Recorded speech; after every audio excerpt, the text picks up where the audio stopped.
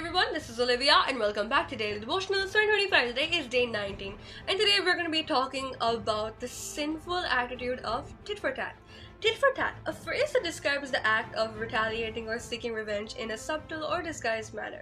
This attitude is not only unproductive but also sinful as it goes against the teachings of the Bible. In today's video, we will talk about the concept of tit for tat, its examples, and how it contradicts the fruits of the Holy Spirit. First, let's talk about the examples of tit for tat.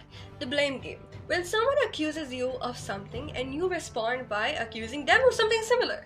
This is a classic example of tit for tat, where instead of taking responsibility or apologizing, we shift the blame to the other person. Passive aggressive behavior. When someone does something to hurt you or annoy you and you respond by doing something similar but in a subtle or indirect way. For example, someone cancels plans at the last minute and you respond by forgetting to return their call or message. Retaliatory comments. When someone makes a hurtful or critical comment and you respond with a similar comment, often disguised as a joke or a witty remark. Now let's talk about the sinful attitude of tit for tat.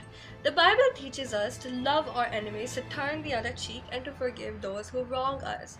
Matthew 5:38 to 42 and Luke 6:27 to 36. However, the attitude of tit for tat is the opposite of these teachings. It is a sinful attitude that seeks revenge rather than forgiveness and reconciliation. Possessed by their own demons. When we engage in tit for tat behavior, we are allowing our own demons to possess us. We are giving in to our fleshy desires for revenge and retaliation rather than seeking to honor God and follow His teachings. Rejecting the fruit of the Holy Spirit.